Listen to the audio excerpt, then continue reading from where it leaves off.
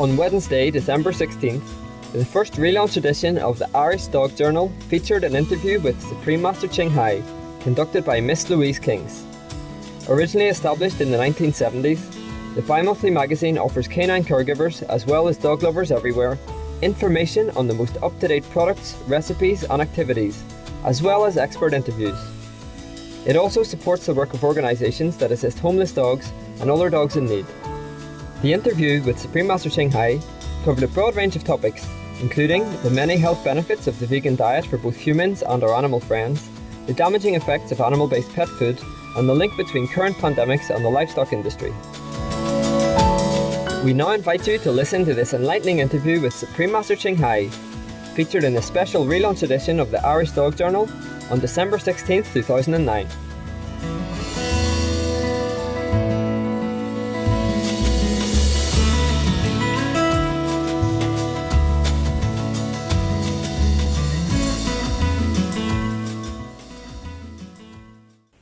Hello, Supreme Master清海. It's so good to speak to you again. Good to see you again. Yes, that's what I wanted to say. You're too fast. I was saying, wow, Louise, what a nice thing. How are you? Oh, I'm alive today. Alive and good today. Well, you look beautiful today. Yeah, I feel beautiful. Supreme Master, you've written many, many books about animals, including The Dogs in My Life and Birds in My Life, which is an international bestseller. From your books, it's very clear about your remarkable relationship that you have with your animals.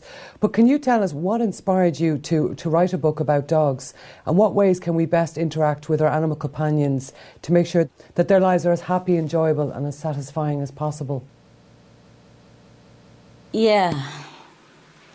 My dogs themselves, were the inspiration. I was talking to them, say, okay, we have to do something, yes, for the animals, for other dogs. And they, okay, right away, They gave me permission and encouragement and inspiration to write that little book. I wish I could write more books about dogs, because it's endless treasure, it's endless pleasure, and the love and the joy that the dogs bring to my life is really indescribable, and it never ends. They always have something new to surprise me and to make me happy. That really comes across in the books. I love those books, absolutely love them. The pictures of you and your dogs and the different scenarios are fantastic. Oh, because you love dogs also, because you had similar situations, so you can identify and love it, yeah? Well, that's why we're doing the Irish Dog Journal now, is to encourage people's relationship with their dogs, whether they work with them, whether they're pampered pooches, or just general activities, to get out and about with their dogs, to just sort of encourage that relationship between man and dog in any ways possible. We can never talk enough about dogs, You can write many books, yes. If we want to make them happy, it's very simple. Very simple. Just love them, yes, and enjoy their love, yes. My dogs are very happy to be the co-writers of the books that they think will bring some happiness and smile to humans, through some of their little funny and heart-rending stories. And they hope to help people understand a little more about dogs and other animals through this book. So the key to good interactions or relationship with our animal companion is the same as with our human relationship. It's all about love, isn't it? Huh, Louise? It sure is. Love, definitely. Yeah, love and respect. And I think that really comes across in your books, because when you see parts of the books, I know some of the dogs came from animal shelters, and I've been to many animal shelters, and as you said, the stories are they're sore. They really are painful to watch. But to see those dogs so alive across the pages just shows that, the difference of the healing that's taken place. Because, as you said, the love, good care and the love. But Master, is there any scientific evidence to prove that the vegan diet is better for animals, our animal friends? And why would you recommend a vegan diet over a vegetarian diet? Yeah, because the vegan diet is better for animal friend, yes? And even for us human also, there is both scientific evidence and abundant personal accounts that all speak to the goodness of the vegan diet for our animal companions. Benefits include increased vitality, longevity, reduced incidence of disease, healthier appearance such as shining eyes and shining coat. In fact, the vegan diet is becoming known now more and more as an effective treatment to relieve the suffering of like skin allergies experienced by dogs. One of the British vet, Dr. Andrew Knight, has also found that canine diseases such as arthritis and diabetes improve with vegan diets for dogs. And some of the longest living dogs on record have been vegan. Prove it, eh? Including a 27-year-old Labrador from the UK. How old? 27, madam. 27? Yeah. Well, that's the oldest dog I've ever heard of. But I spoke to you before, Supreme Master, about my own dog. Remember I told you she had cancer, and she at the time was given weeks to live. And it was only through, I wasn't a vegetarian at the time, and neither was she. And by research, the research that I did was unbelievable. And I just took her off all meat completely and used herbs, used various other supplements. And she lasted for another year and a half longer. But it wasn't just that her length of life, it was her quality of life in that time was just unbelievable. She got cancer 3 times. And they said there was absolutely no way, but she did, and to me that proved it. Taking her off the meat. Yes, I remember. And even though she was a dog that was on, a meat diet her whole life prior to me changing it. Just a short time she changed. She didn't look for it. She genuinely didn't look for it. I just used other things like garlic and other herbs and things to sort of make her food tasty, and she loved it. So that really proved it. Yes, and besides dogs, are the animals' companions that also thrive on the vegan diet include birds, rabbits, pigs, hamsters, and guinea pigs. Even cats can be vegan, with the most famous example being the female lion named Little Tyke, who refused meat since birth. As an adult, she had many animal friends, including baby sheep Becky. So this was a lion who literally did lie down peacefully with the lamb. In contrast to the vitality provided by a wholesome vegan diet, meat-based formulas for animal companions contain high levels of contaminants. The meat has often already from diseased and disabled animals, as well as body parts such as baby birds' beaks and feathers. To make sure the meat is not illegally sold for human consumption, it is treated with highly toxic chemicals. It can be then legally sold to dog and cat food manufacturers with these poisonous substances to be ingested by our animal companions. Not only that, even animals killed from shelters are made into so-called food with the lethal drug that was used to end their lives still present in the meat.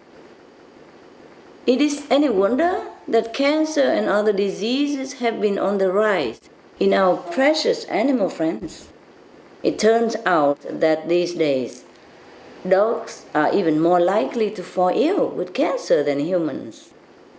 Specifically, they have twice the incidence of leukemia, 8 times higher rates of bone cancer, and are 35 times more likely to get skin cancer. One veterinarian, Dr. Amity May of California, USA, reports that this rise in diseases has led more people to seek alternative diets for their animal companions. Surely anyone who has come to know the love and blessings of a cherished co-inhabitant animal friend would do anything to preserve their lives. Louise, you had such an experience, right? When your beloved animal companion was so ill with cancer, you decided to switch his diet to a meat-free you were able to enjoy his company much longer than what the doctors had predicted. That veganism in dogs, and organic vegan even better, is very effective in preventing cancer. A study conducted in the US and Canada found that dog health is directly related to the length of time being vegan. In fact, all the lifelong vegan dogs in the study were in good health, and those who had been vegan for more than 5 years were also entirely cancer-free. And I also have 9 dogs, normally 10. One passed away, sadly, but he's in heaven and happy. So now I have 9 dogs still that I feed a complete vegan diet, who are all healthy and happy. So why should we choose a vegan diet over a vegetarian diet for our animal companions? The reason is very simple, Louise. We give our loved ones the best, no less than what we would give ourselves. Thus, we recommend organic vegan for our animal companions because we already know it is the most healthy and compassionate way to live. In fact, dairy and eggs are produced with the same cruel killing practices used in the meat industry, with babies taken from mother cows and tiny innocent baby chicks ground alive, my God, by the millions. Isn't that horrible? Every time I talk about it, I just can't bear it.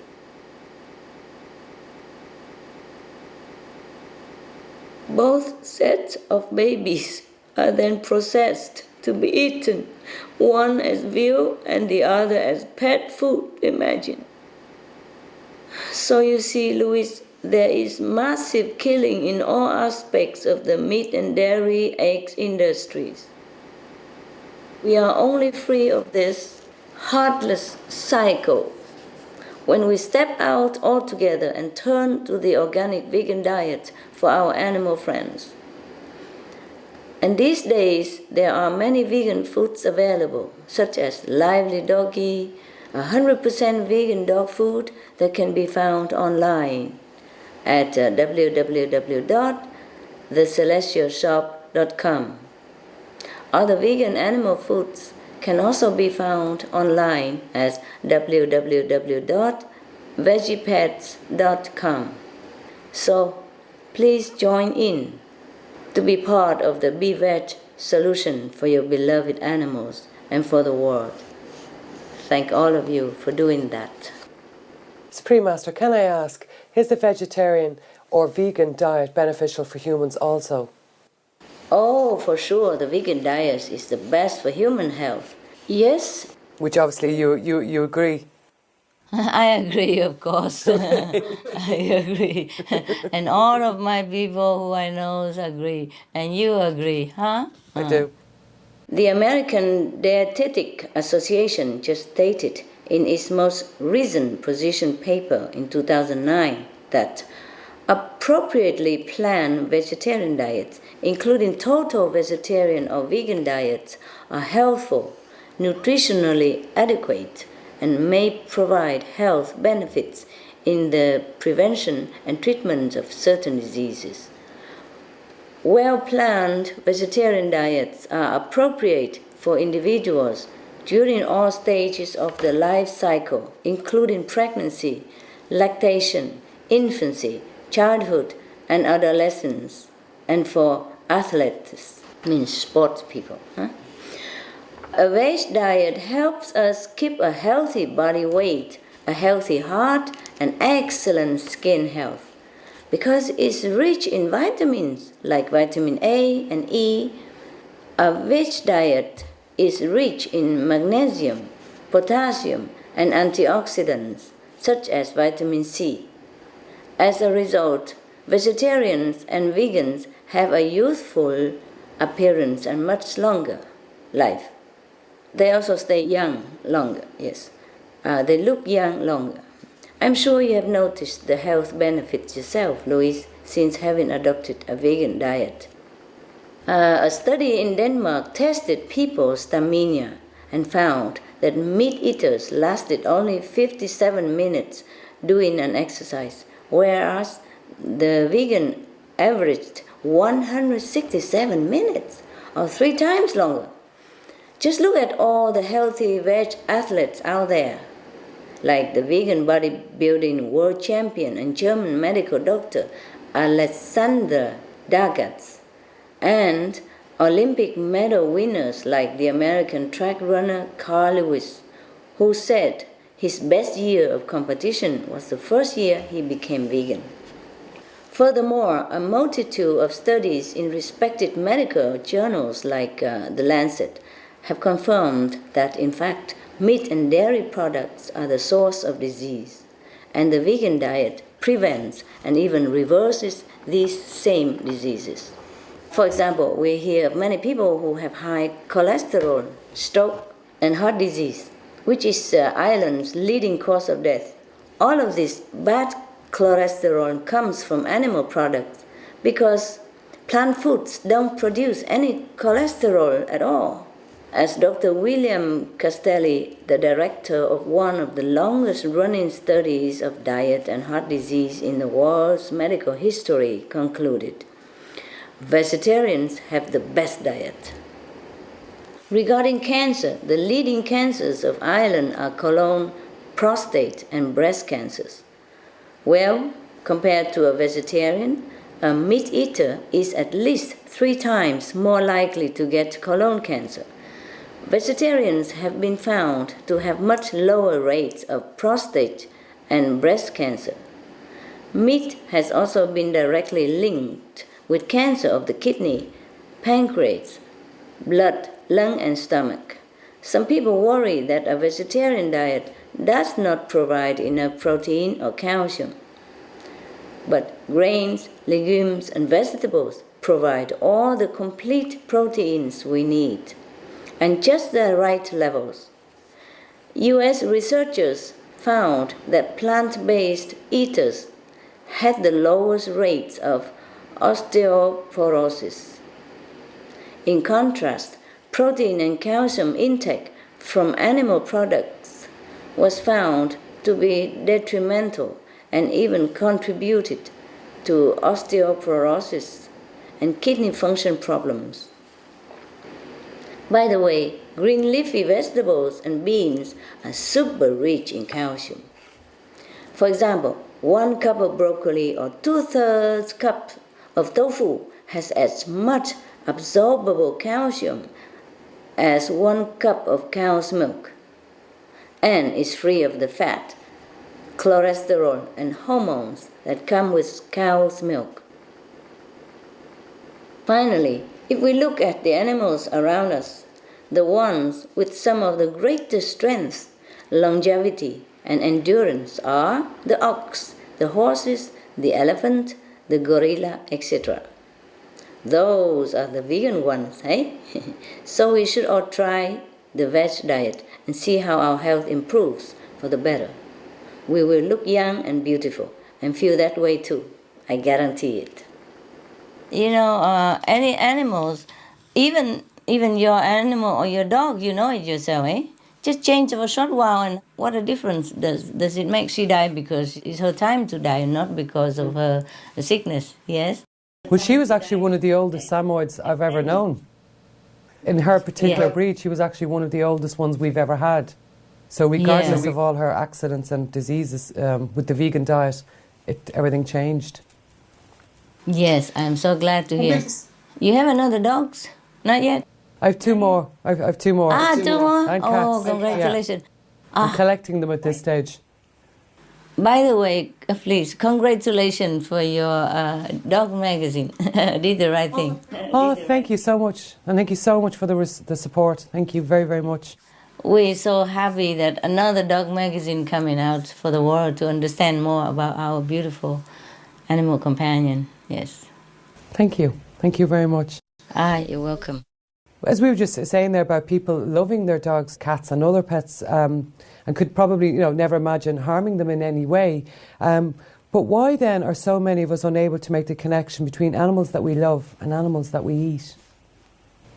Oh, because people are not really well informed about what's on their plate. Yes?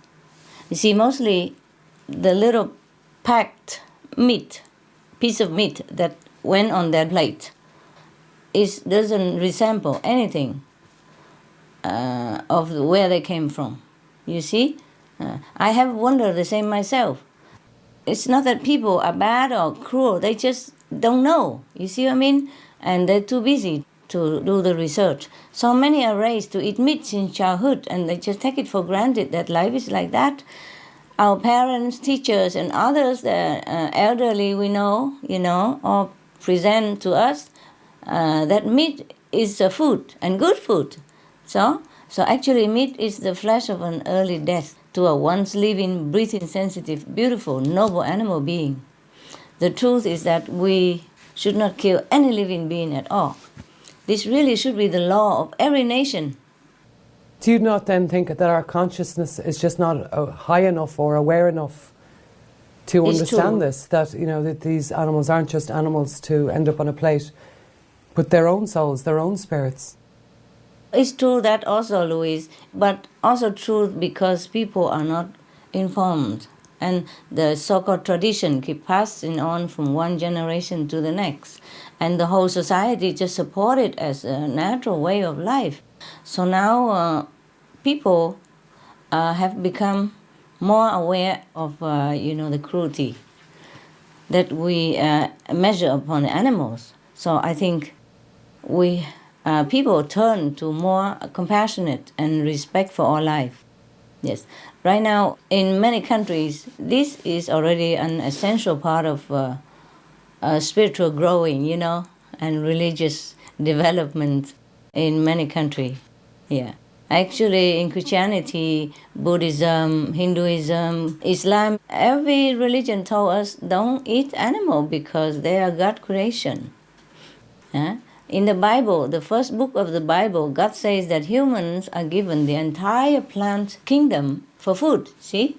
Say, behold, I have given you every herb bearing seed and every tree bearing fruit. To you it shall be for meat or for food. Meat at that time means just food, yes. And later God spoke of the fate that would befall those who consume flesh. He said, meat for the belly and the belly for meat, but God shall destroy both it and them. Yeah, thus people have forgotten the noble way. Many are awakened and feeling uneasy eating meat, but because the whole society is doing that. So we just following the trend, and this is all wrong. Now, if we are just being reminded of the horrific truth about livestock production, then everybody would stop eating meat. Because you know that very well, Louis, yeah? And people are not aware because nearly all of this inhumane treatment of animals takes place behind windowless walls where no one can see. We're not even allowed to see it, yes? So the renowned Irish playwright and Nobel laureate George Bernard Shaw has said, I do not want to make my stomach a graveyard of dead animals. You see, the one who are aware, they don't touch meat, yes. Just like when we are aware, we switch completely, yes. When people understand the gruesome truth behind animal farming and the innocence of all the animals who sacrifice their lives, it is easy to see that eating the dead flesh of another being is not only unnecessary, it leaves us with a trail of bloody footprints. Dairy is included together with meat because the cruelty and torture is the same, and the end result is a horrible death for the poor animals. After just a couple of years of non-stop pregnancy and milking, dairy cows are killed for meat as well. Their babies are sold also and killed for veal. So there is no mercy in the dairy industry either. Here are some facts about animal products. If you allow me, I will report to your reader. 1. Animal products are less healthy. Plant-based food offer the same level of vital minerals like calcium and in many cases are nutritionally superior to their meat and dairy-based counterpart. In fact, animal protein can remove nutrients such as calcium during digestion. Yeah, that's what we have not been told. We have been told the opposite, yeah? Which is not the case in vegan diets. Number 2, eating meat is a sure way to shorten our life. Studies have found that meat consumption literally removes years from one's life. Along the way are innumerable chronic conditions and diseases like heart attacks, high blood pressure, stroke, cancer, to name a few. Vegans, on the other hand, have been known to live virtually disease-free and much longer. Number 3, animal products originate from filthy environments. Slaughterhouses are filled with blood, feces, and urine. There's nothing clean about the massacre of thousands and thousands of livestock a day. The animals in their terror often defecate as they die. This is how bacteria can also easily be spread because it can stay on their flesh when they are processed as meat. That's why we have disease when we eat meat. Number 4, meat and dairy are the source of nearly all foodborne diseases. Some of the most widespread bacteria that originate from meat and dairy are Salmonella and E. coli. Many people don't realize this. These cause intestinal distress and can result in kidney failure. More rare but always deadly is mad cow disease. And a recent study found that handling the raw meat before cooking can even leave bacteria on work surface, even after cleaning. This is very dangerous for us, as it only takes a few cells of E. coli to cause severe illness or even death. Number 5, eating meat is the biggest cruelty one can ever commit, even to ourselves. I'm sorry to say it this way, but it is the truth. Even if we don't kill the animals ourselves, we are still responsible for their deaths. Because, if nobody wants meat, then the animals get to live. The large-scale, unnatural breeding practices to make them multiply will stop, and the slaughterhouses will also close down. From these few facts alone, it is easy for us to see that consuming animal products brings bad health physically and bad retribution spiritually. And if we want to know what we are killing, scientists discover more every day about the intelligence and sensitivity of the animal kingdom. Whales, for example, are able to identify different fellow cetaceans' calls through the ocean waters, similar to how we humans can identify, our friend's voice across a crowded room. Furthermore, they are very polite. They wait for their turn to speak. Believe this? Yet, these same lovely sentient beings are hunted down with explosive harpoons that cause a slow and tortuously painful death. I don't know how we do this, Louis, but this is really not for our human dignity to continue. Similarly, cows, pigs, and chickens are some of the most gentle beings on earth.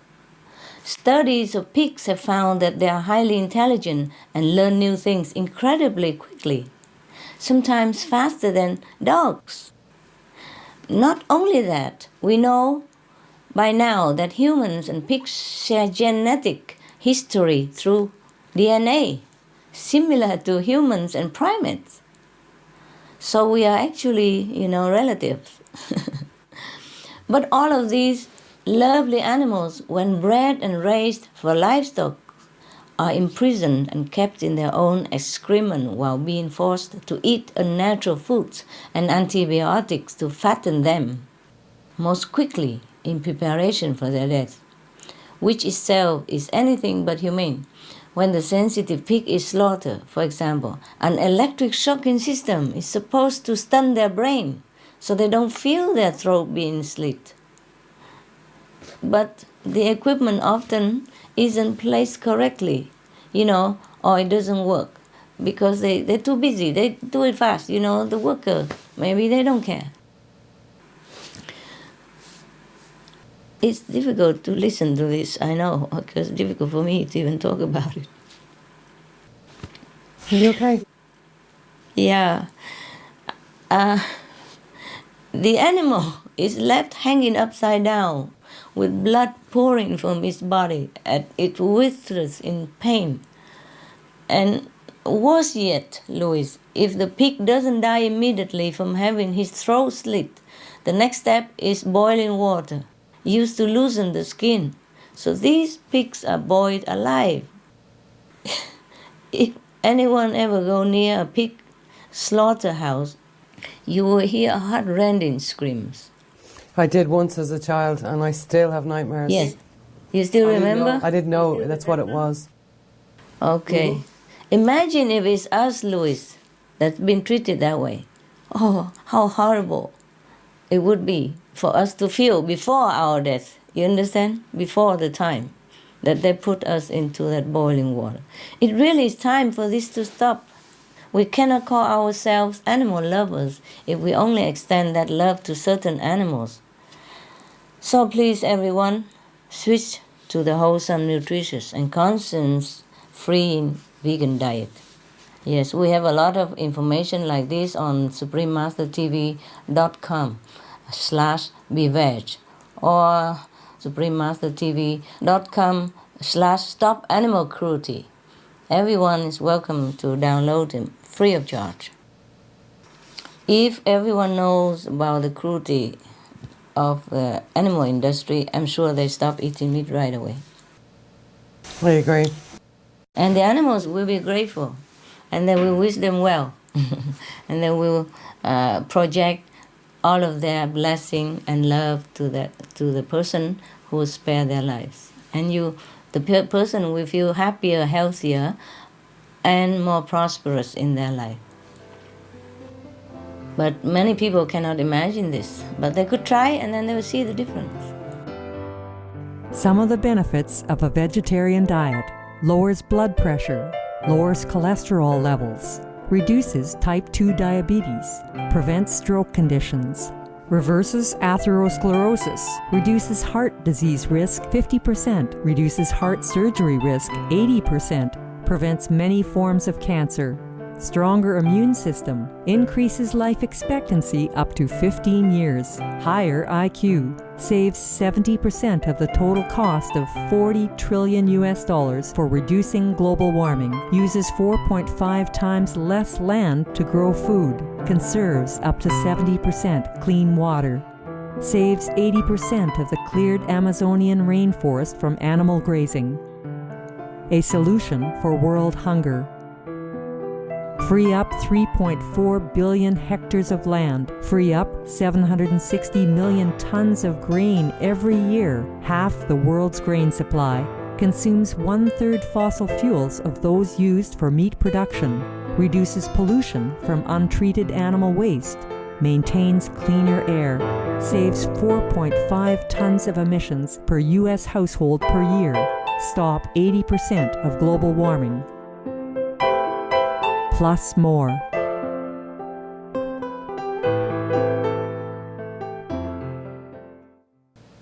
Yeah. Any more questions, Louis? I do. Just a few more. Supreme Master, it's been reported that a large industrial animal farm can produce as much waste as a large city, and that it takes thousands of litres of water to produce a pound of beef, which puts a severe demand on the world's limited fresh water supply. Is this correct? Yeah, absolutely. The connection between livestock industry and global warming has been clearly established. Factory farming takes an extreme toll on our vital resources. We will take water, for example, as drought and water crises are spreading silently across the globe, affecting 44% of the world's population, even triggering conflicts in some areas. The livestock industry is guzzling much of our precious fresh water. Livestock feed crop production alone takes up 1/3 of all arable land on the globe, most of which requires irrigation. So in reality, 4,500 liters of clean water goes down the drain for just one serving of beef. In contrast, only 370 liters of water are needed to produce one complete vegan meal, with plenty of calories and nutrients from rice, vegetable, and soy protein. So a massive package of resources goes into producing meat, namely water, fertilizer, clear land, chopped down forests, fossil fuel energy, and grain soy that are fed to the animals. This is even more staggering than when we consider the epic pollution levels inflicted by animal production on our water resources, such as, islands on river, lakes, and groundwater. Your country's Environmental Protection Agency reported that one of the top contributors to water pollution is agriculture runoff, which is the discharge of nitrogen and phosphorus, a huge portion of nitrates, for example, comes from animal manure. In fact, the agent further expressed concern because of the presence of the highly deadly E. coli bacteria in the groundwater due to, agricultural runoff. E. coli is always originally from an animal source and is found in livestock fecal material, which can also be distributed through waterways to contaminate plant-based food even. The large scale of this health risk can be seen if we consider the fact that livestock produces 130 times more waste than humans. You see, so as pigs produce 3 times as much excrement as humans do, the 1.8 million pigs in your country, Ireland, generate more waste than the whole country's entire population of 4.2 million. This is not to mention the 21 times of human waste that each cow produces, and the huge amount from poultry that over 70 million birds produce. As the land cannot absorb it all, much of the excess runs into our rivers and soil. We are talking about a horrific amount of toxic material that poses an appalling set of problems, including poisonous gases like hydrogen sulfide and ammonia, residues of pesticides, hormones, antibiotics, and bacteria like E. coli that could and do cause food poisoning and also death. In cities worldwide, including Dublin, in your country, are already struggling with water shortage, even in your country, in Dublin. Yes, but all the while, livestock production is hazardously wasting and polluting any remaining water supplies. Yeah? If we really want to conserve our clean, safe water for ourselves and our children, we must stop livestock production and adopt a plant-based diet. Thank you, Louis. You're welcome. You know all this. You just ask for the audience, I guess, for your readers. Yes. The very sad fact in Ireland. Some of the diseases related to meat consumption and/or production: rabies, anthrax, sleeping sickness, Q fever, norovirus, swine flu, Ebola reston virus. Cured meats and fish increase leukemia risk in children. Antibiotic-resistant superbug infections from a strain of Staphylococcus aureus. Blue tongue disease, E. coli, salmonella. Bird flu, mad cow disease or Creutzfeldt-Jakob disease, 90% of the population at risk. Pig's disease or PMWS, listeriosis, shellfish poisoning, preeclampsia, Campylobacter, Clostridium difficile, diseases hidden in healthy appearing livestock. Some of the costs of meat eating. Infertility. Eating just one serving of meat per day increases the risk of women's infertility by 32%, with additional meat consumption increasing the risk. Heart disease. Over 17 million lives lost globally each year. Cost of cardiovascular disease is at least $1 trillion a year. Cancer. Increased childhood cancers and adult reproductive cancers from hormones in meat. Colon rectal cancer. Over 1 million new colon cancer patients diagnosed each year, more than 600,000 colon cancer-related mortalities annually. In the United States alone, colon cancer treatment costs about $6.5 billion. Millions of people are newly diagnosed with other meat-related cancers every year. Diabetes. 246 million people are affected worldwide. An estimated $174 billion spent each year on treatment in just the United States. Obesity. Worldwide, 1.6 billion adults are overweight, with 400 million more who are obese. Costs $93 billion each year for medical expenses in the United States alone. At least 2.6 million people die annually from problems related to being overweight or obese. Environmental. Uses up to 70% of clean water. Pollutes most of the water bodies. Deforests the lungs of the earth. Uses up to 43% of the world's cereal. Uses up to 85% of the world's soy. Causes world hunger and wars. 80% cause of global warming. Plus more. Some of the costs of milk consumption. Cowpox from milking cows. Bacterial microbes, pesticides and enzymes found in cheese derived from the inner stomach linings of other animals. Up to 80% of the calories in cheese are from pure fat. Breast, prostate and testicular cancer from hormones present in milk. Hysteria and Crohn's disease. Hormones and saturated fat leads to osteoporosis, obesity, diabetes and heart disease. Linked to higher incidences of multiple sclerosis. Classified as a major allergen. Lactose intolerance. Plus more. For more urgent information, please visit www.suprememastertv.com/killers. For help quitting, please visit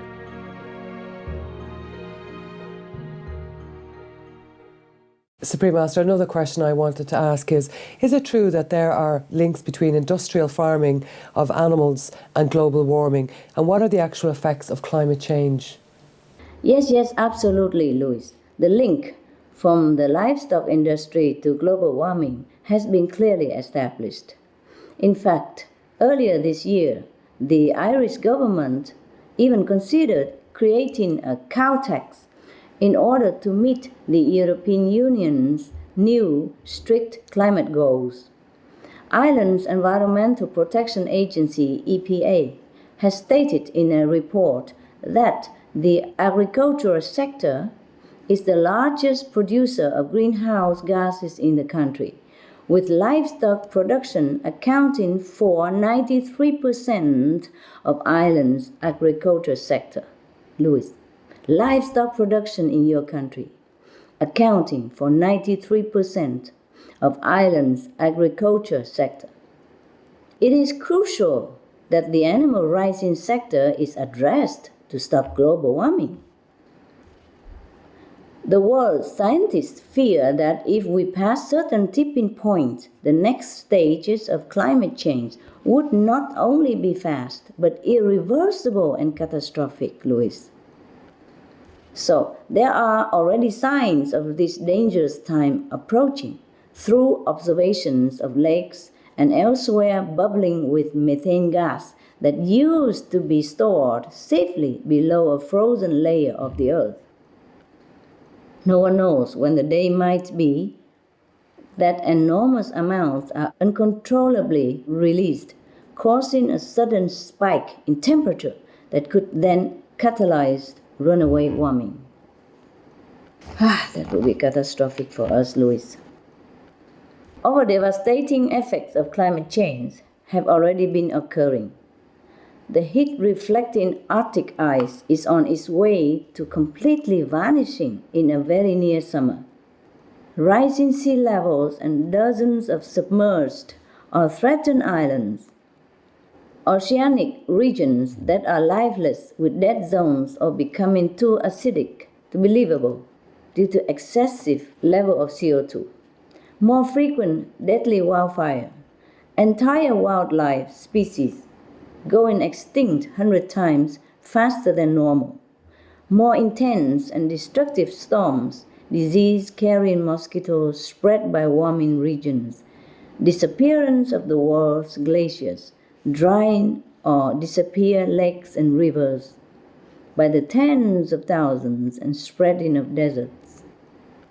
And as a consequence of these environmental impacts, 2 billion people are facing water shortage and 20 million people are in desperate state like refugees, except with no official protection.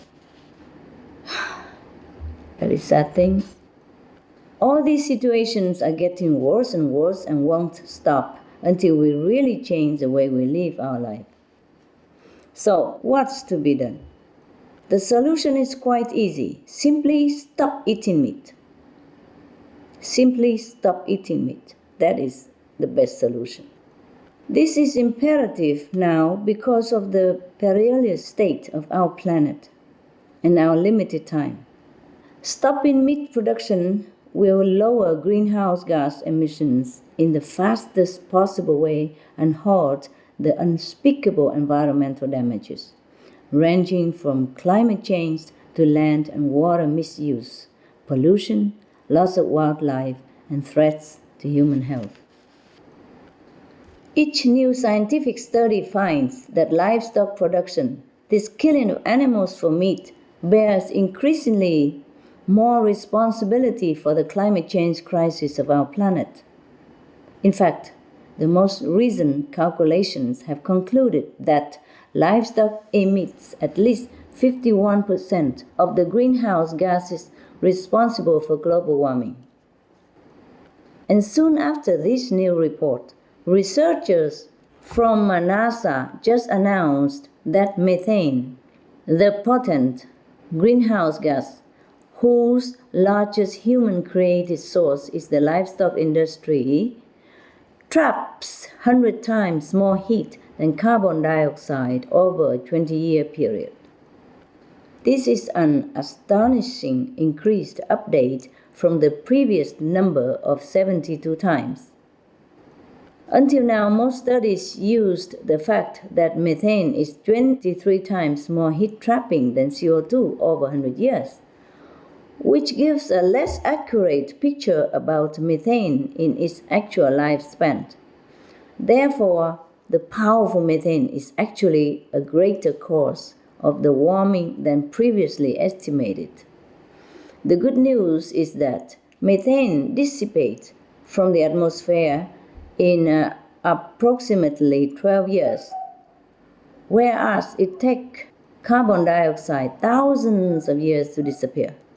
So, if we want to make a rapid, effective difference now, we must stop the methane generation at its largest original source, that is the livestock industry.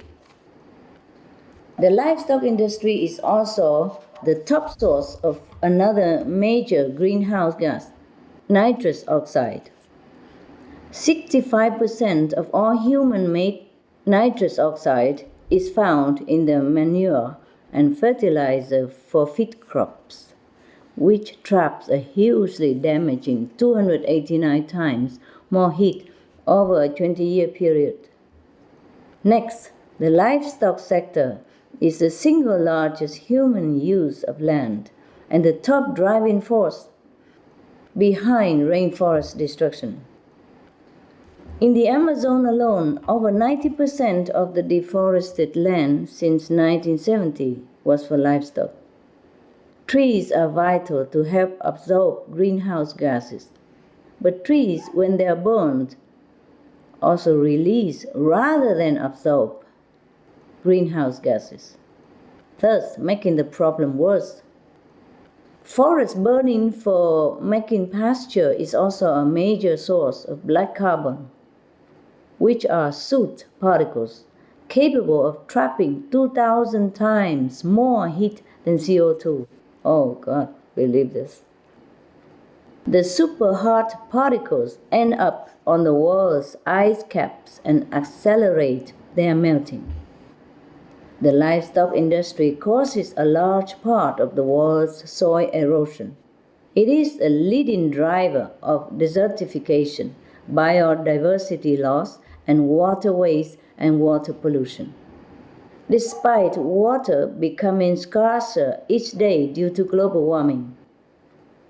Moreover, the livestock sector inefficiently drains our fossil fuel and food grain resources. In short, we throw away 12 times more grain, at least 10 times more water, and 8 times more fossil fuel energy to produce a portion of beef compared to a nutritional similar or even greater amount of vegan food. By the way, fishing is also horrendously wasteful and murderous.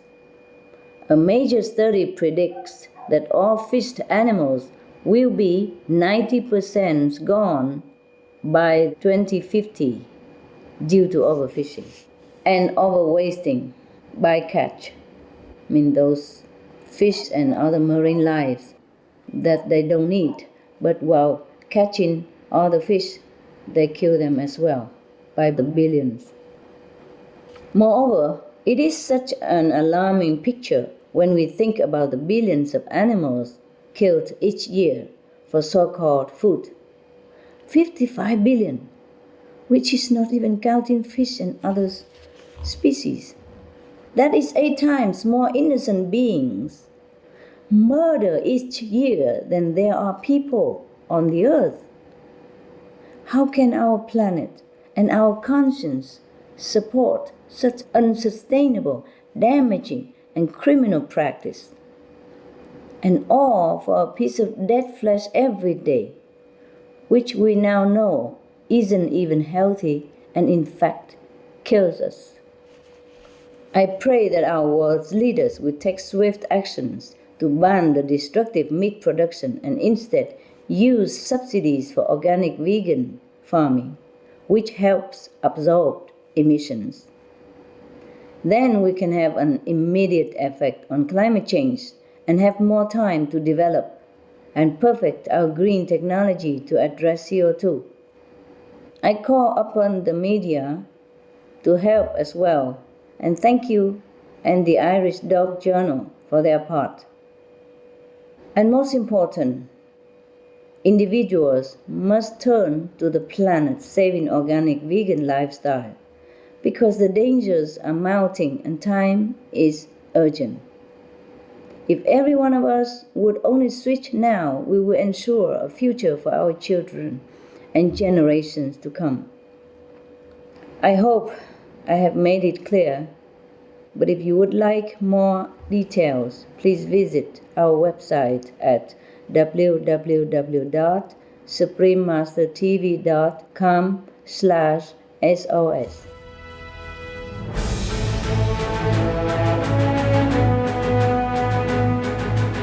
European Parliament supports reducing meat to lower greenhouse gases. Roll call vote. Vote is now open.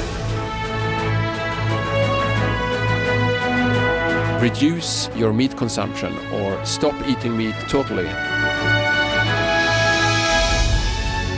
During discussions on greenhouse gas reduction goals, the Climate Committee of the European Parliament officially recognized livestock's contribution to global warming and recommended a reduction of subsidies to the livestock industry to curb methane. The European Parliament has adopted its own position on climate change as an institution. And as a Vice President, one of the proposals I have made is in line with your own, which is that we should eat far less meat, because that's one of the major sources of greenhouse gases. Tout le monde sait bien, si on veut rendre notre planète soutenable, il va falloir réduire notre consommation de viande, ça on le sait bien.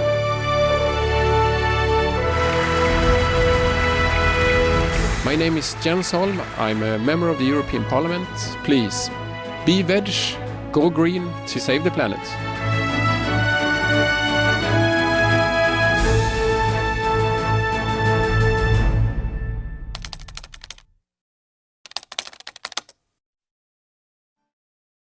Supreme Master, here in Ireland, we are very concerned about our beautiful world and sincerely strive to do our bit to conserve it and indeed to preserve, the planet.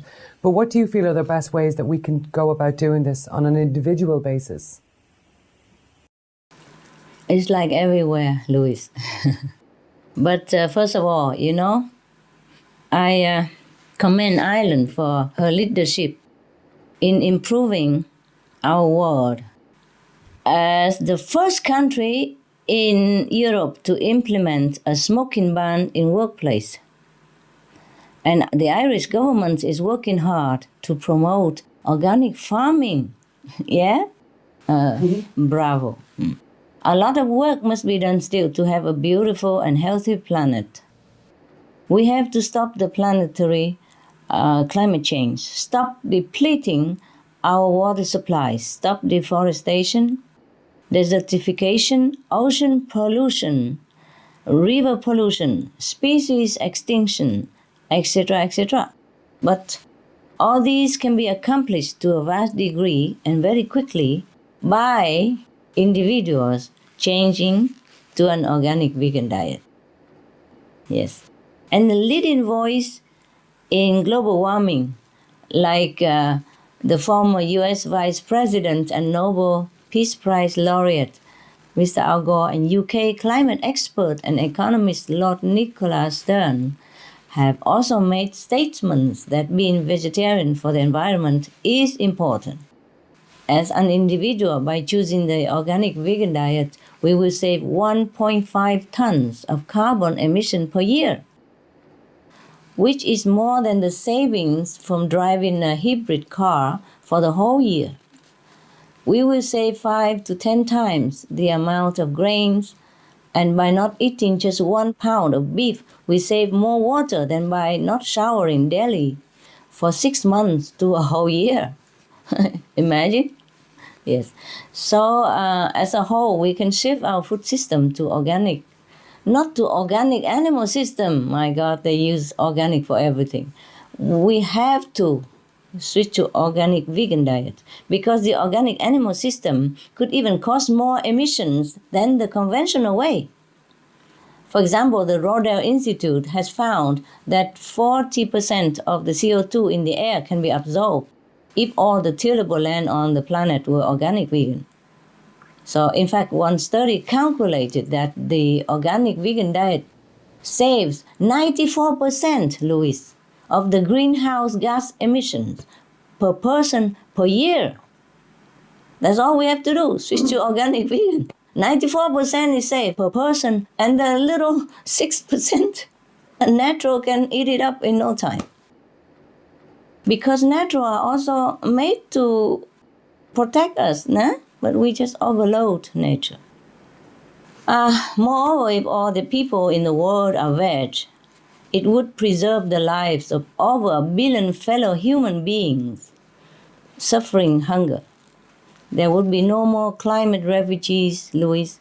The earth would heal itself, and there would be more than enough for all the children to grow in health and safety. I'm sure that this day will come, Louis, very soon, as humankind joins hands to make it happen, just like we do now. Please have hope, Louis, and pray. I do.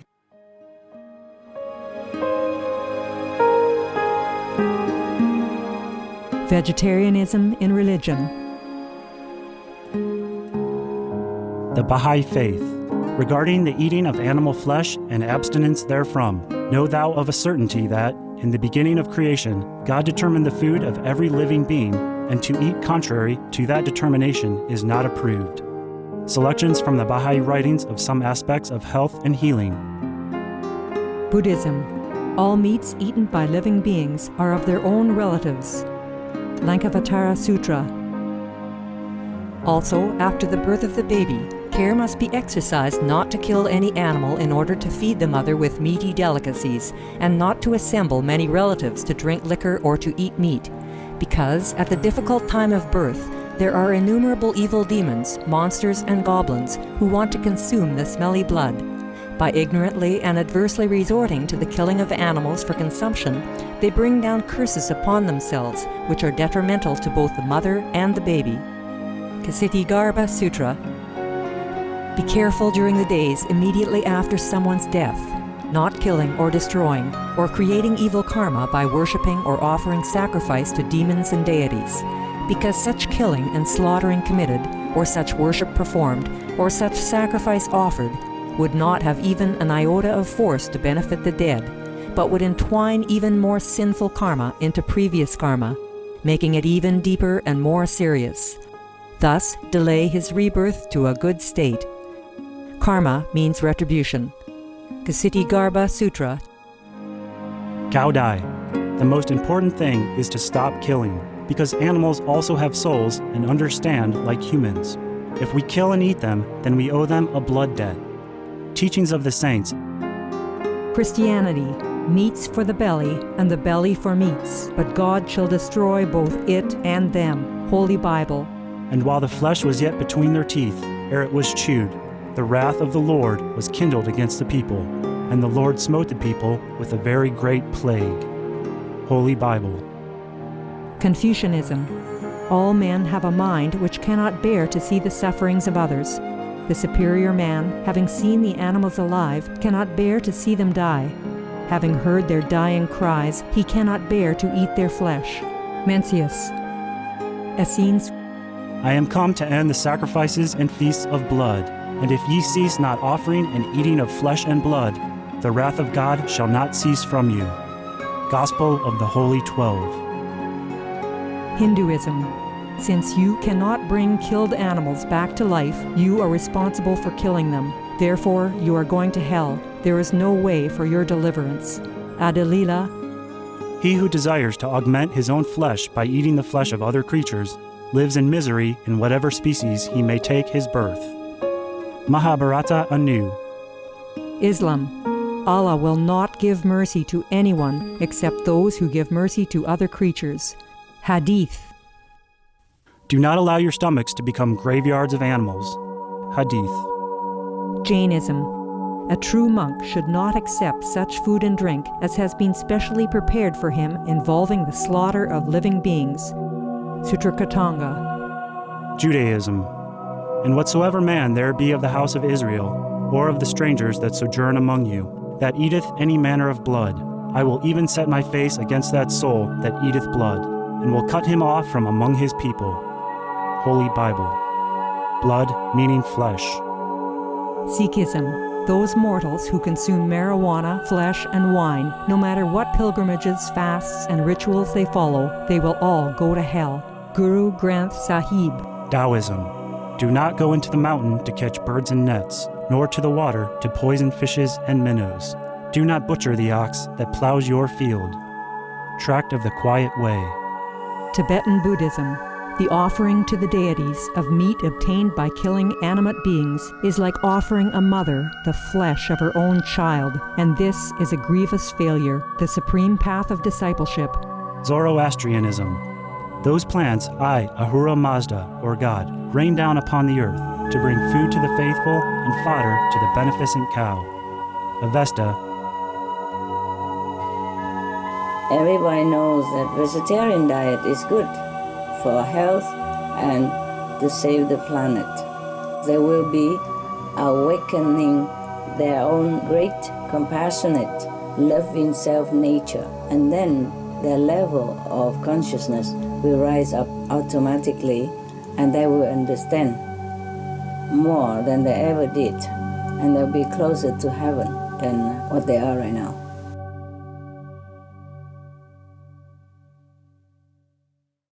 Supreme Master, what about the swine flu? Do you think that there are links to our dietary choices? You mean the pandemic and stuff? The pandemic, yeah. Yes, there is, Louis. We know from scientific data that the swine flu, for example, or the H1N1 virus was originally transferred from pigs to humans.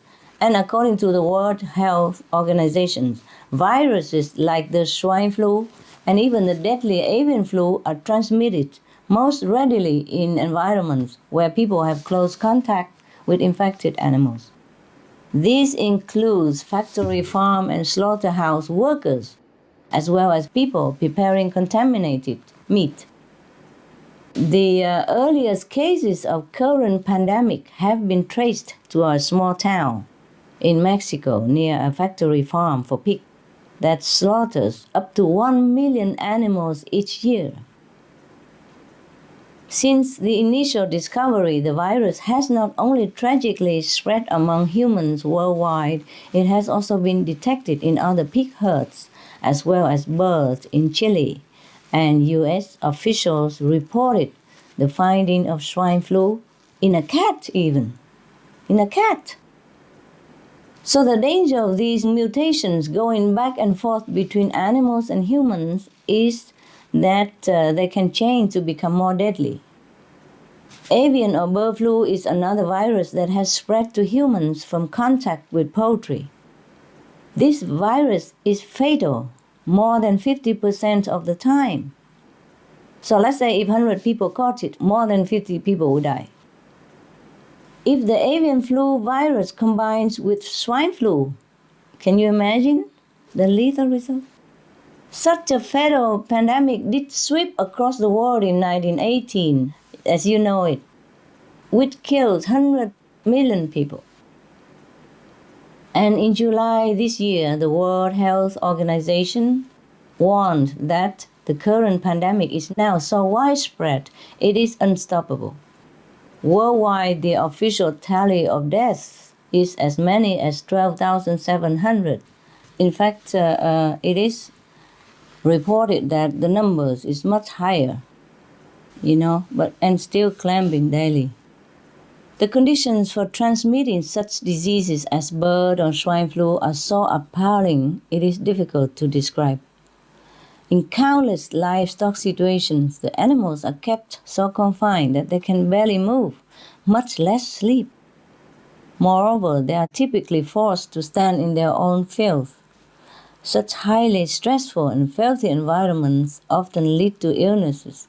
So it is really no surprise that such viruses and bacteria arise and are present in the animals sent to be murdered so their flesh can go on to the humans' tables. And this is not all, Louis. Not just swine flu, but nearly every infectious disease that affects us today originates from animals being consumed by humans for meat. Even the illness commonly known as chickenpox even, first came from milking cows. Believe it or not. Yeah. Didn't know that. Yes, nobody knew. Me neither. The more research we do, the more, terrifying surprise we get. So when we say livestock, meat, it means all animal products, cows, pigs, chickens, fish, milk, eggs, cheese, etc. Let's look at just a few of the livestock-related illnesses besides swine flu that affect humans. Number 1, avian flu. Currently, Southeast Asia and some Middle Eastern countries like Egypt have had the biggest occurrences of bird flu, which almost always infects livestock workers or people who have eaten the meat of diseased birds. This virus has cost millions of birds' lives as well, which are killed in an attempt to contain outbreaks. And because of its genetic structure, avian flu can be transmitted from different animals with at least 10 mutations that have been seen so far. Most recently, this virus has been noted to pass from horses to dogs. Wow. It's never ends, Louis. A widespread danger to humans thus still exists. Can you imagine if you're with dogs and the dogs get it and you get it? Number 2, human mad cow disease. Mad cow disease originally spread when the meat of diseased cows was fed to cattle because it was cheaper than feeding them soy.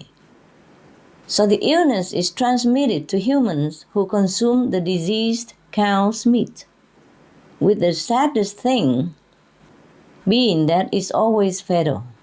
Anyone who caught this mad cow disease, there will be no chance to live. Number 3, MRSA, multi-drug resistant Streptococcus aureus, or MRSA, is a dangerous bacterial infection that does not respond to antibiotic treatment.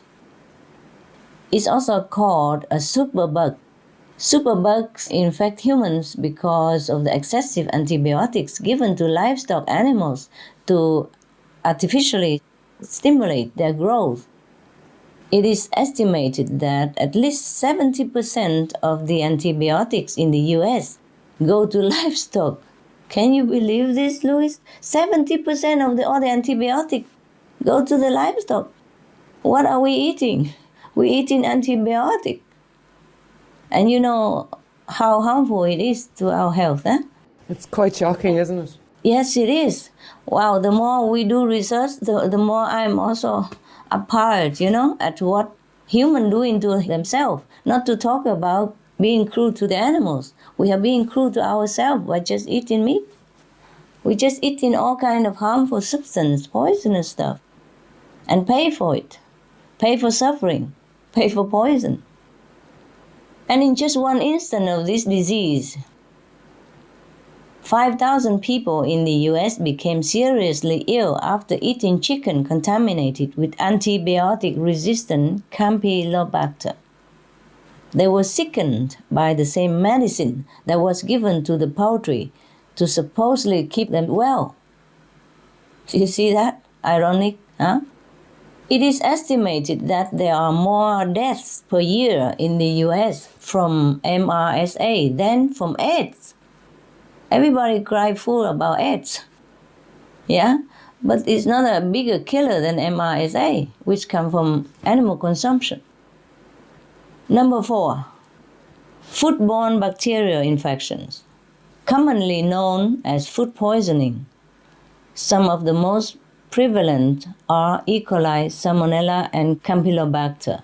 All of these bacteria originate from animal waste that contaminates the meat and in their most severe form can result in death. A report from Ireland's Food Safety Authority in 2002 even stated that livestock are the most important reservoir for most E. coli, or 157H7, with both dairy and beef cattle being the principal source.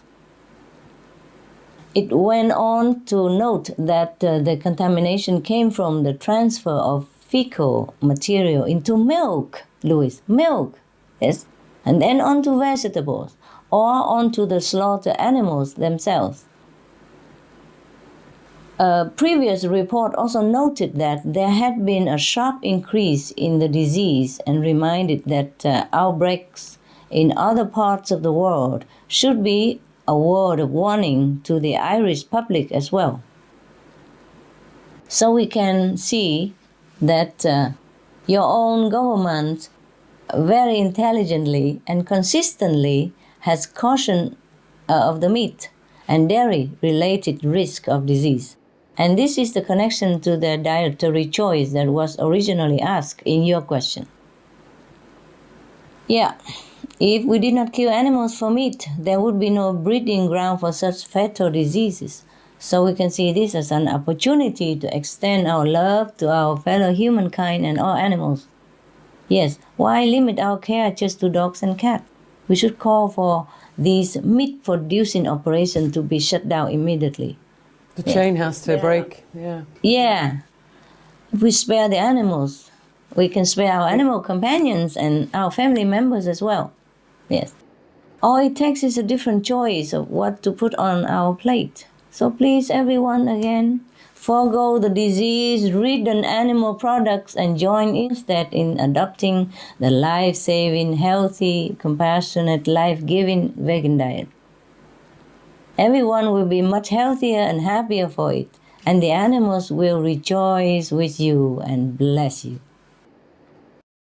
Okay, well, we'll move on to something a little bit different. Many of us have animal companions and are aware that animals have their own individual personalities and ways of thinking, just as humans do. Right. Supreme Master, could you please tell us more about the level of sentience and intelligence of animals? Yeah, sure, Louis. Many of us already know and have been amazed by the intelligence of our animal companion, dogs and cats. What may surprise us, however, is that the very animals people eat are just as smart, or in some cases even smarter. Same with their sentience or their emotions. They are in fact as emotional and feeling as humans are, sometimes even more so. They have personalities as documented in fish and chicken even. Cows are compared to dogs in intelligence. Two signs of cows' advanced mental abilities are their understanding of cause and effect relationship and their capacity to benefit from social learning.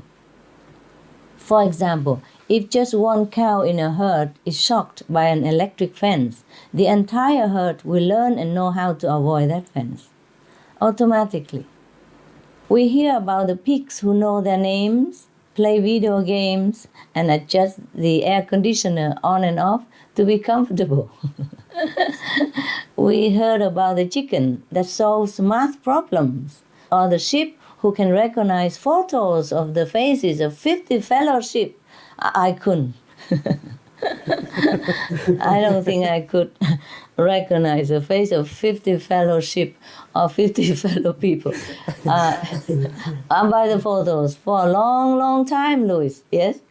And there are hundreds of studies about the intelligence of fish. They can use tools and have memory over time of at least many months. The intuitive or telepathic ability of animals is also often highly developed, more than many of us.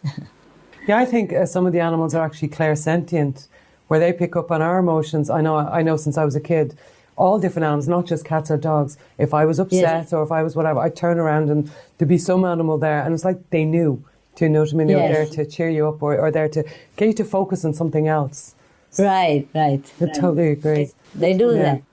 Yes, they do that, yeah. But animals are more than just wonderfully intelligent, Louis. They are selfless, loving, and devoted friends, as well as parents and spouses. So if a goose is sick, for example, or shot down from a V formation, several others will drop down and stay behind to tend to him. We have heard that elephants mourn the loss of their loved ones, but so do cows and pigs. There are countless touching stories of how these animals lay down their own lives to rescue others, even those of other species, including humans.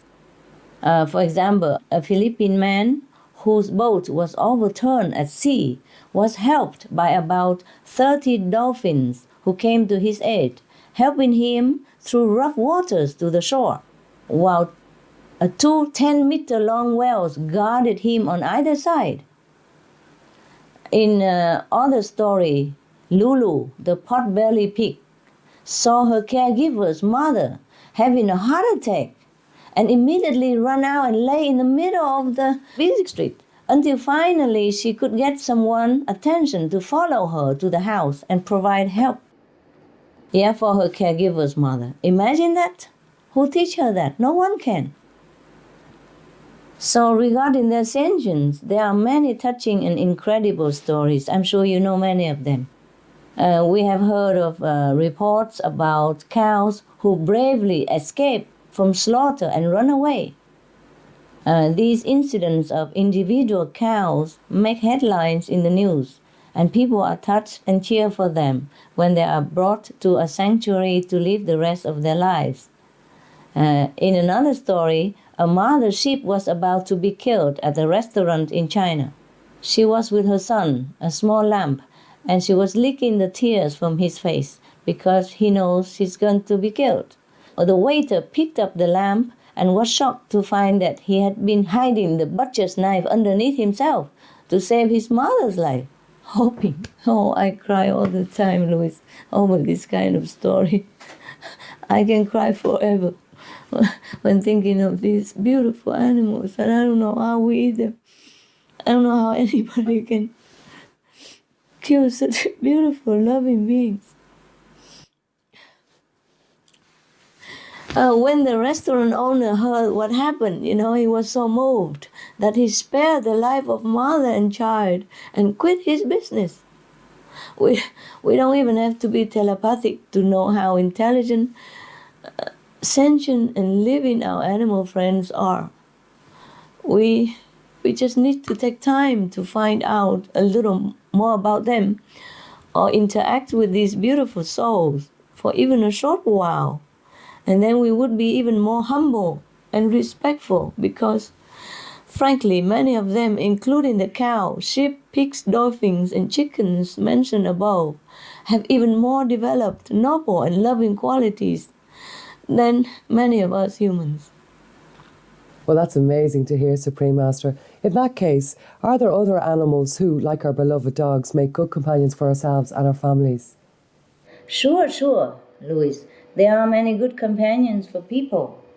For example, many people also love having pigs, goats, sheep, and even geese or chickens as family members. Pigs are highly intelligent, affectionate, and playful. They love being close to humans, learn to do many things, and are very clean. One famous pig companion was Max, a 300-pound pot-bellied pig who lived with the Hollywood actor George Clooney. Birds are very intelligent and sensitive and extremely loyal.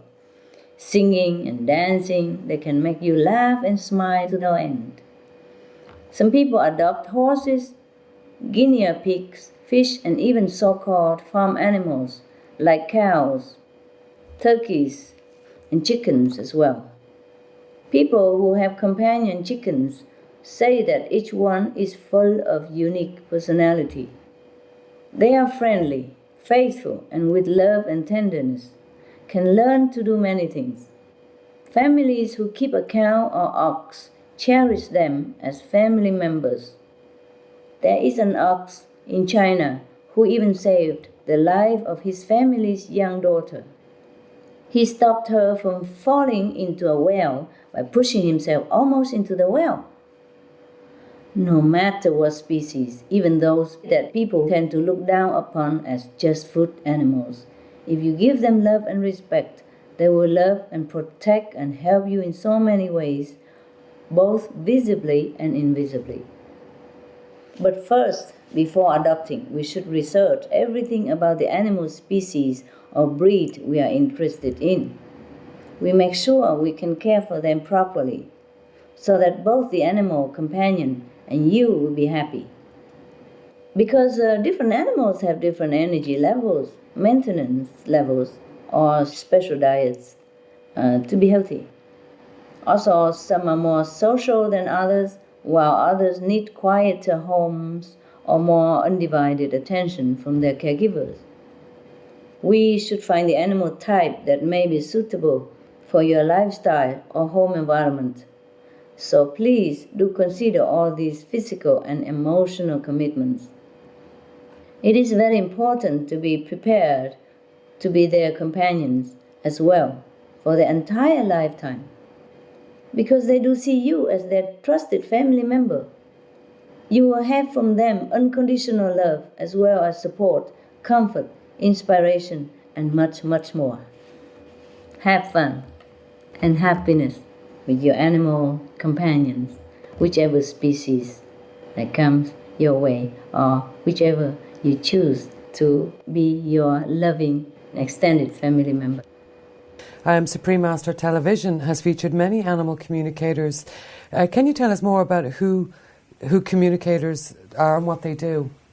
I will tell you, of course. We introduce all these animal communicators. We call them animal psychic communicators, yes, or telepathic communicators, yes. Because they are able to communicate in silence, through an inner connection with our animal co-inhabitants. Many of them offer their gift to help other people better understand their animal companion.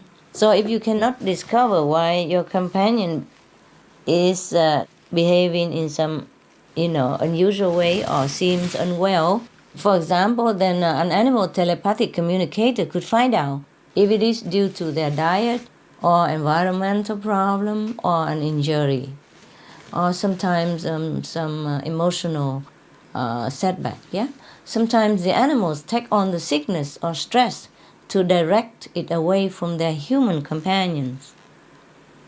Animal telepathic communicators often don't need to be in the physical presence of the animal. Isn't that amazing? But it's natural, actually. We all have it, just we don't have time to remember.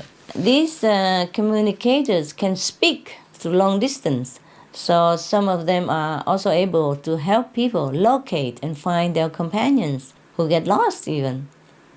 Apart from these very beneficial practical services, the communicators may be able to tell you about your animal friend's feeling toward you and their deep unconditional love or loyalty to you, as well as what their mission is in life.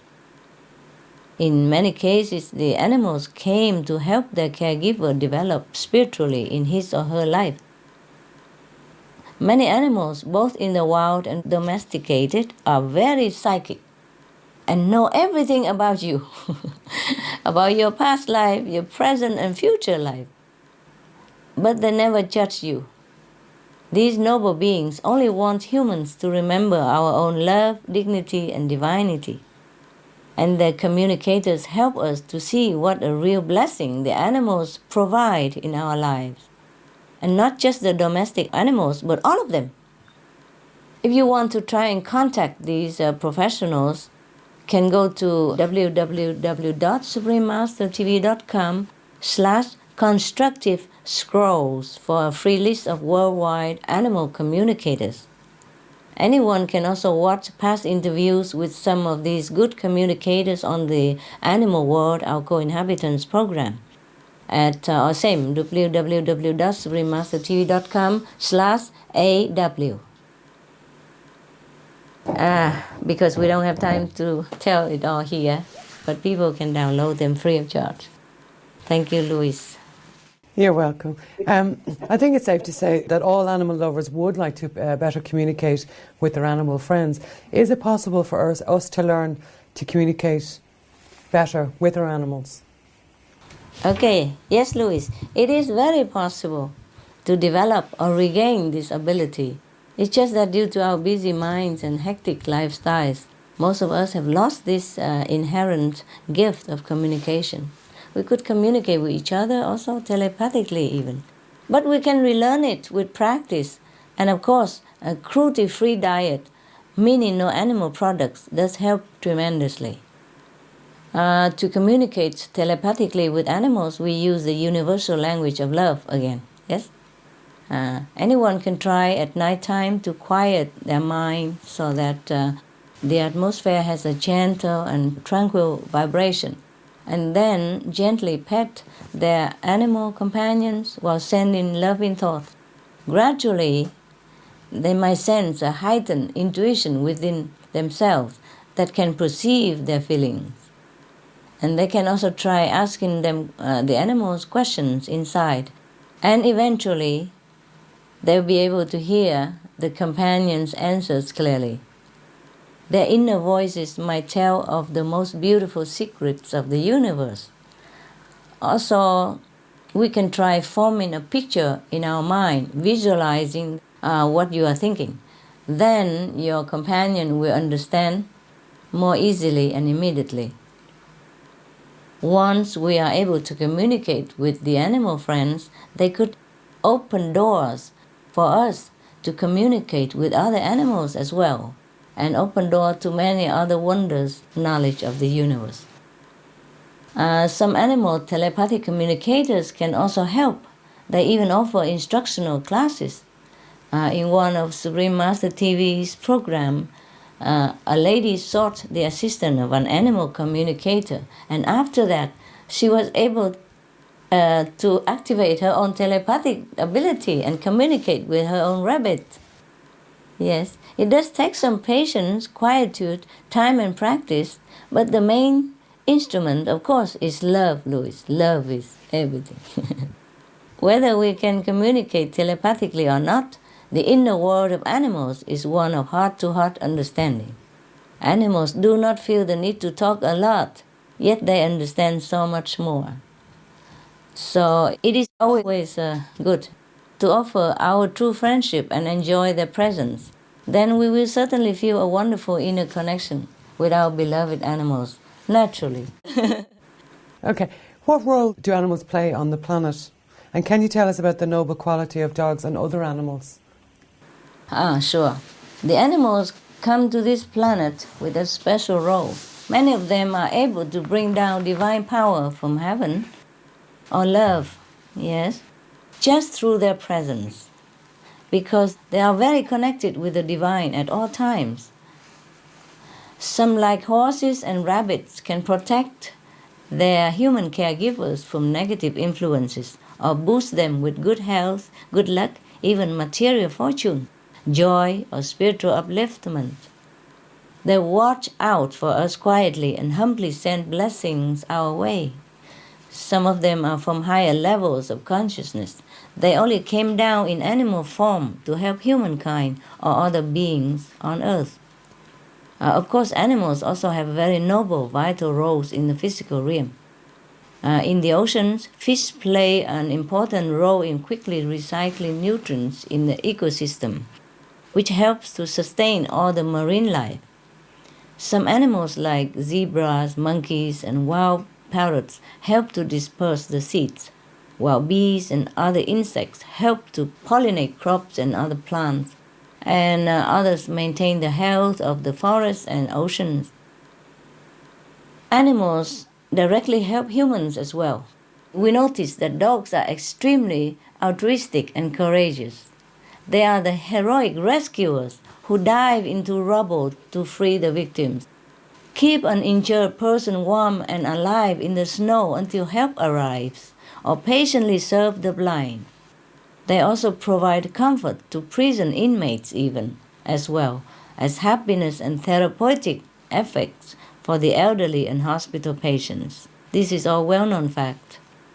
Similarly, in the wild, we can gauge the noble qualities of other animals, such as geese, the squirrels, the ducks, etc. even. Also by observing how they treat their own kind and others with dignity and respect for life. Actually, some experienced animal telepathic communicators have given us messages from the animals. For example, the seals have conveyed that it is important for them to be allowed to stay on Earth, not for themselves, but so they can continue doing their job, which is to keep the Earth in balance with love.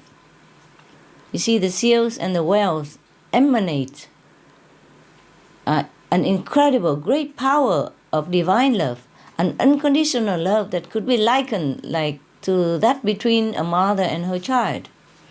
They anchor and distribute this wave of love across our planet. Because of humankind's lack of love and kindness, animals like seals and whales have been born to help fill in this missing void. And it is this love that is sustaining our planet and keeping it from destruction up to now. So we should never ever hunt and kill these noble, gracious helpers of humankind and the planet. We also were informed, Louis, about the message from the livestock animals who are so miserably trapped in the factory farms. Well, there was no clear message, but more of a feeling of constant terror and panic and oppression. Because such dreadful conditions are enough to make them forget their original mission in coming to Earth. It would be enough to make us forget anything as well, if we were in their place. It's very sad how humans deny not only their life and every natural instinct, but also their beneficial purpose of existence. It is we who lose terribly by seeing these great creatures as mere objects and flesh to be eaten. Through meditation, I have discovered that the noble quality or NQ of different species can be measured as a percentage to show how they embody the qualities of compassion and selflessness. Dogs and pigs, for example, each have an impressive NQ of 30%. Cows have an NQ of 40%. In contrast, animals with more violent or flesh-eating tendencies have lower NQs. Lions, for example, have an NQ of 3% and tiger 4%. And as for humans, while some of us have, general breakdown, some of us have NQs of 10%, many of us have just a 3% noble quality. Humans can learn from these examples of noble quality in our co-inhabitants. We can develop our own NQ at any time, basically by never harming any living being, always doing good to others in any situation, and by keeping the loving veg diet. With these simple steps, we can even help elevate the people and animals we come in contact with, just as the noble animals assist in uplifting us and our world. That is the privilege of being human. You see, we can change, we can be greater.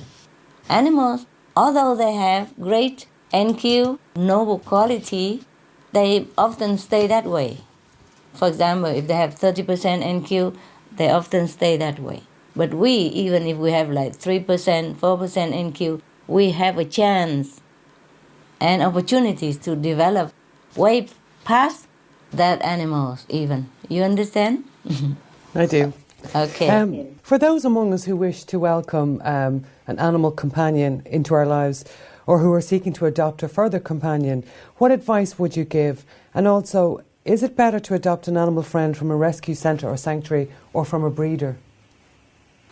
Oh yes, Louis. As many experts have recommended, adoption from an animal shelter is the most humane and loving option for bringing an animal into our life. According to the Humane Society of the United States, 4 million cats and dogs, or approximately one animal every 8 seconds, are killed annually in shelters in the US alone. It is a terrible fate for these innocent, beautiful animals, many of whom were once beloved home companions. See, usually the previous caregiver obtained their companion when they were not fully ready to commit the time and energy, either physically or mentally. So in order not to make the same mistake, anyone considering to adopt a new family member should first be prepared to provide for their physical as well as emotional needs. It's good to do a lot of research beforehand about the responsibilities involved. Animal rescue websites often help to list out all the things we should consider before adopting a new companion, such as our financial stability, suitable home environment, and consideration for other children or animals in the home. If there is already an animal companion at home, we should first find out whether they can be compatible living together. Once we adopt the new member, we should show our love for them equally through our words and actions. Also, we should make sure the animal shelter is a non-kill shelter to support the non-violent way. Adopting from a sanctuary is also possible and good, but the non-kill shelters are the most desperately in need of homes. It is advised not to try to buy a pet from a breeder, and especially the pet shop, because the way they get the puppies is just too often terribly inhumane.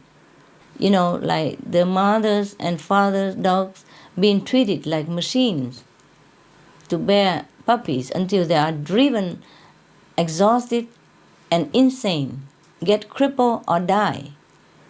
They and the puppies are miserably kept in tiny filthy cages, indoors or outdoor, exposed to elements. We mustn't support this practice. Supreme Master, there are many puppy mills and puppy farming in Ireland, and it's actually something that as a magazine we feel it's important that we will and are investigating. Wonderful. But so some of the things that people are coming back to us and saying is that, you know, a farmer would make, say, maybe 100, 150 from a sheep. He could make 650 from a puppy. He doesn't have to put it in a field. He only has to feed, the puppy's mother a very small amount. Basically, it's a financial arrangement. So I can understand where you're coming from, because they're everywhere. Puppy mills, puppy farms. That's right. And unfortunately, it's the more expensive breeds that are really paying the price. Bad breeding practices. So it's not even just the inhumane way that these dogs are being looked after, but the breeding practices are beyond ridiculous, where they are ruining the particular breed. And the puppies that are coming from these have all sorts of health issues and concerns, which is really sad. Yes, that's correct, and it's a well-known fact also. Yes. Yeah, but again, it's a financial. It's got nothing to do with the emotional. Yeah, yes, it's also the case like that.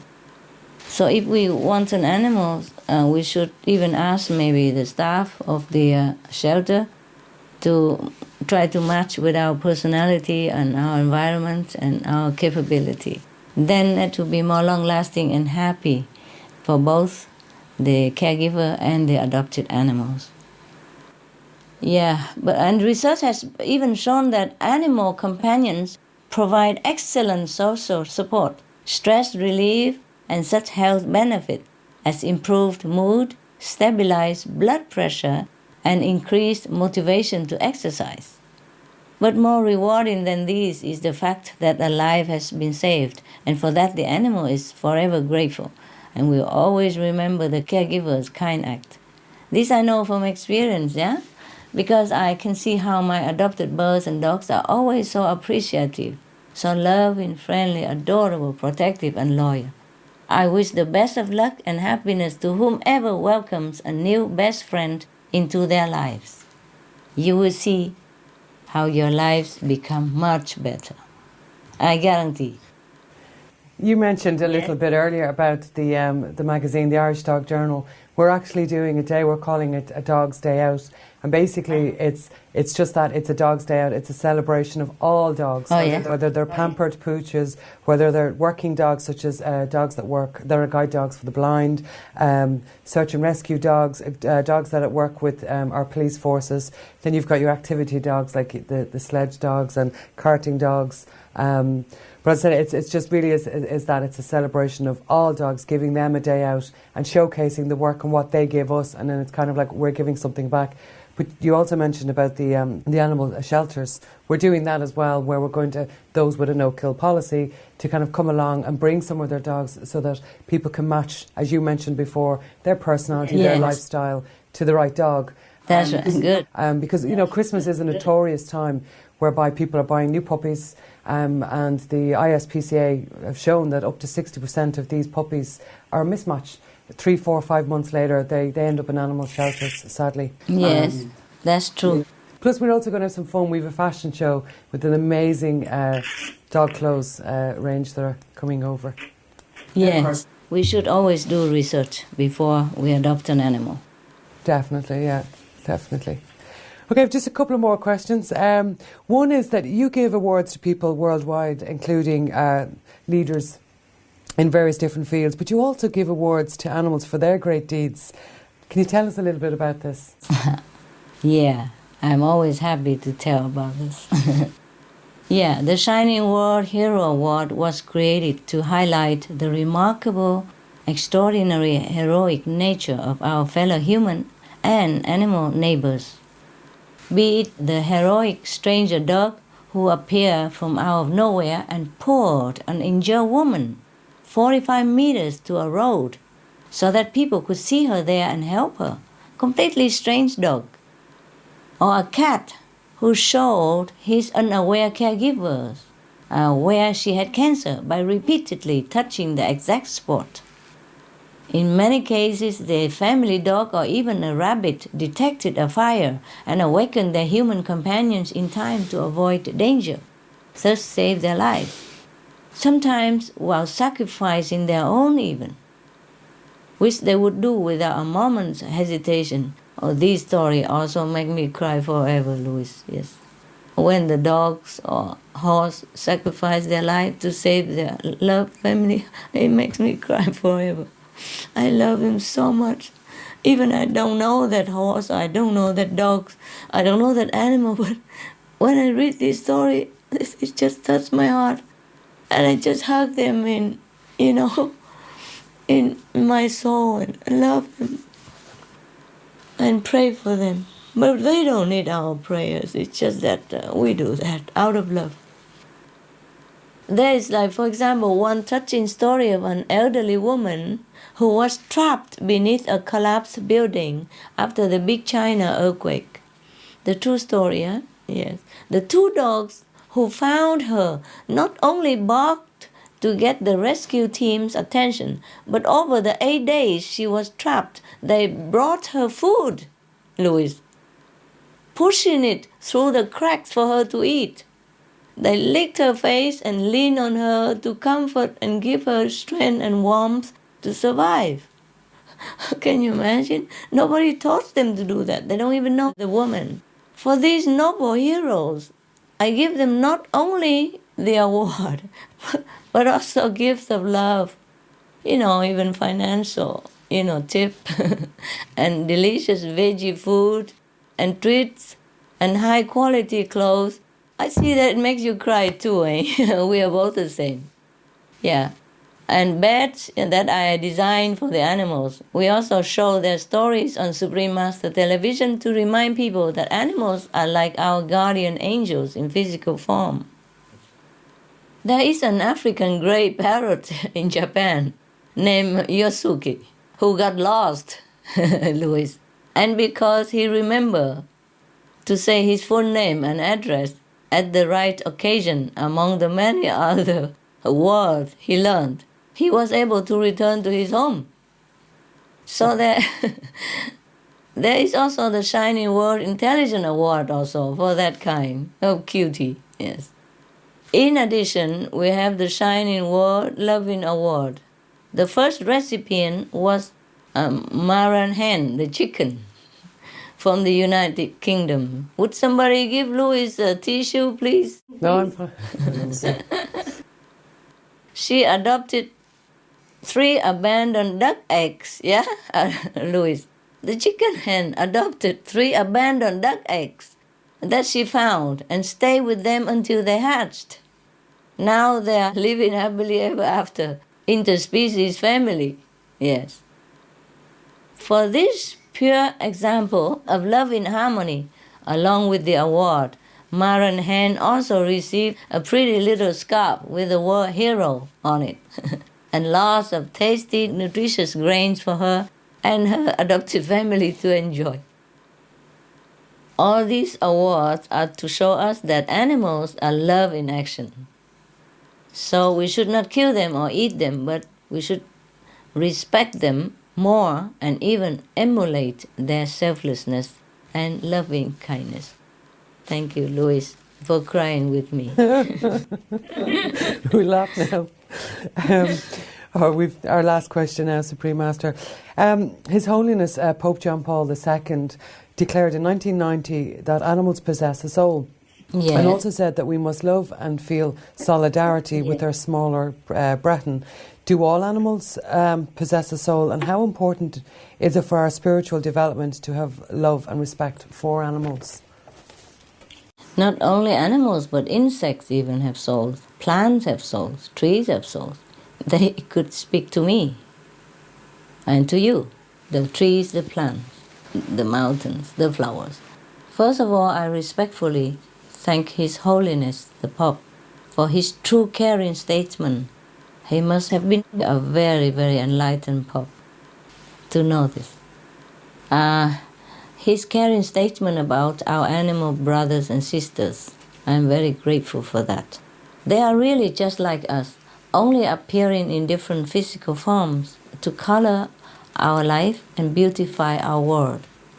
Just like there are different shades and shapes of flowers or different types and sizes of trees, yet all have the same essence. Just like us humans, we are sometimes different shape and color, but we have the same essence.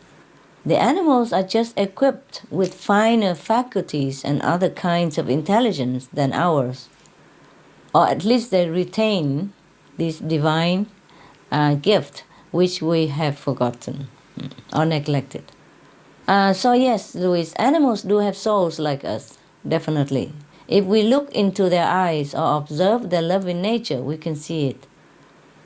His Holiness Pope Benedict XVI also spoke about our animal co-inhabitants and said that animals are given into our care. This reflects the Catholic Catechism, which states that animals are God's creatures. He surrounds them with his providential care. By their mere existence, they bless him and give him glory. Thus men owe them kindness. We should recall the gentleness with which saints like Saint Francis of Assisi or Saint Philip Neri treated animals. And another part of the Catechism says that it is contrary to human dignity to cause animals to suffer or die needlessly. So even if we don't believe that animals have soul, it's already established and well known that they have feelings and that they experience love, fear, happiness, and physical pain and suffering exactly like we do. If we consider ourselves higher beings, then we should carry out higher noble acts, right? Protect the weak and the innocent, and not abuse our power by harming our friends, especially since they do us no harm. We should listen to the great wise religious leader of the past and present and regard our animal friends as sacred, cherished creations of God. And as a very basic gesture of dignity, respect and kindness, we should be vegan. When we love and respect the animals, we will develop our own spirituality. When we are able to expand this love to all other beings of the universe, including the animals who are our co-inhabitants, we ourselves expand and become greater spiritually. A peaceful relationship with the animals, with no more killing, would attract to us an abundance of divine blessings.